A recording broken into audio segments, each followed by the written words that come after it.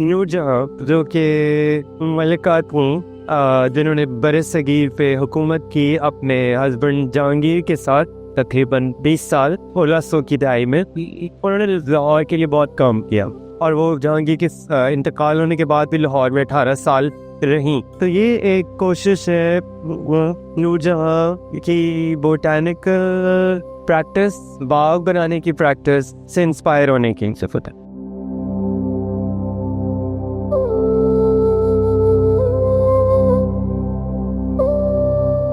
तकरीबन 2 साल की रिसर्च में ये सामने आया कि आईने अकबरी यानी जो प्राइमरी मुग़ल सोर्सेज है ये एकेडमिक्स की ज़बान में, ये वो टाइम है जब लाहौर दारुल हुकूमत था मुगलिया सल्तनत का। आईने अकबरी में बहुत सारे पौधों की निशानदेही हुई। उसके बाद जहांगीर के दौर में उन्होंने अपनी तारीख खुद लिखी और उसमें भी बहुत सारे पौधों का जिक्र किया, तो वो मेरे लिए सबसे पहली इंस्पिरेशन थे। तो आप ये बोल सकते हैं कि बाग नूरजहाँ में 80% प्लांट स्पीशीज आते हैं, इंस्पायर्ड हैं प्राइमरी सोर्सेस से, और 20% जो प्लांट्स हैं वो हासिल किए गए हैं हमारी रिसेंट 400 साल हिस्ट्री से, जिसमें आप बोल लो उनको माइग्रेंट स्पीशीज, जो कैसे पौधे जिनकी इब्तदा बरसगीर में नहीं होती।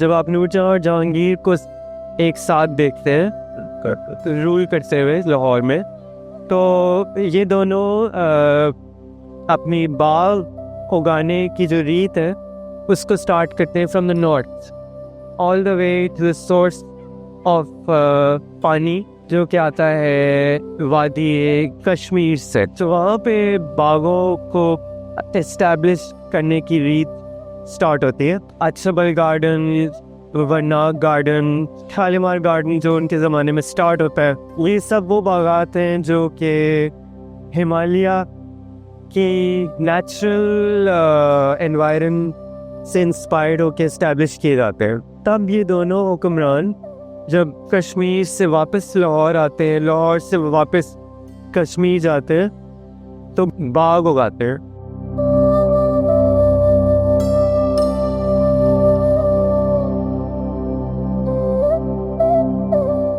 तो ये एक एफर्ट है जो कि जिसका पहला स्टेप था एक त्रिकोण लेआउट वाले बाग को ट्रांसफॉर्म करना इनटू अ चहार बाग। सो चहार बाग एक फारसी लफ्ज़ है जो कि आ रहा है from a very rich tradition of garden making, जिसका उरूज सेंट्रल एशिया, जिसमें उज़्बेकिस्तान, बुखारा, ताजिकिस्तान ये सेंट्रल प्लेसेस थे जहाँ से मुगलों की sense of garden making start होती है।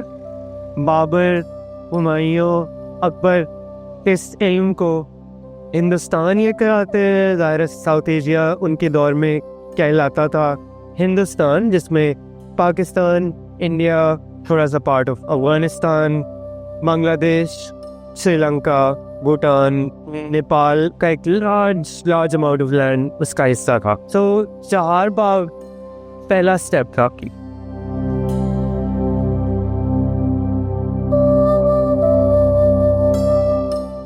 जहांगीर खुद अपनी ऑटोबायोग्राफी में नोट डाउन करते हैं नूरजहाँ की वालदा असमत बेगम एक दिन गुलाब को प्रोसेस करने में कामयाब होती हैं और इन्वेंट करती हैं, दरियाफ्त करती हैं गुलाब का इत्र। जहांगीर इसको बोलते हैं, इसके एक्सट्रैक्ट हुए हुए मादे को बोलते हैं इत्र जहांगीरी, जो कि डायरेक्टली एसोसिएटेड है विद नूरजहाँ अम्मी असमत बेगम। सो इसके इम्पोर्टेंट बहुत ज़्यादा।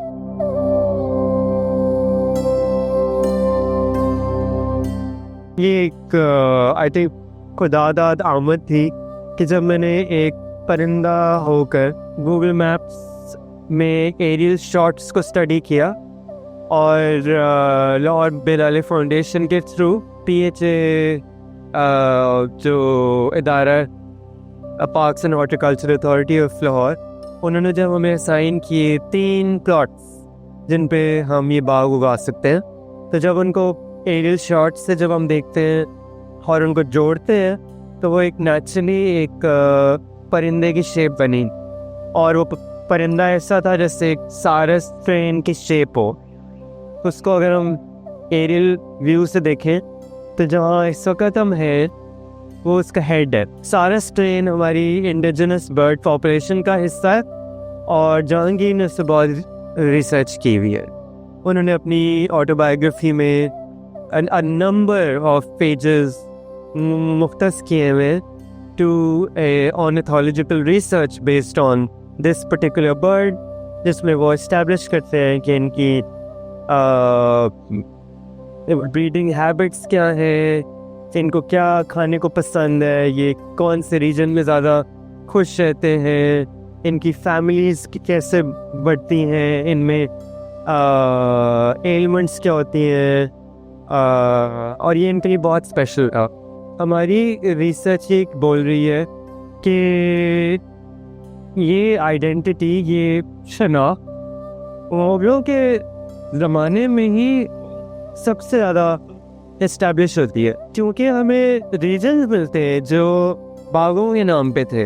बादामी बाग, अंगूरी बाग, ढेरों नाम जो कि अब नापैद हो चुके हैं, क्योंकि ज़ाहिर है हमारी लाहौर की हिस्ट्री एक प्याज की तरह है जो कि लेयर बाय लेयर लोग आए और उन्होंने उस पर ऐड किया या सब्ट्रैक्ट किया, ऐड किया या सब्ट्रैक्ट किया।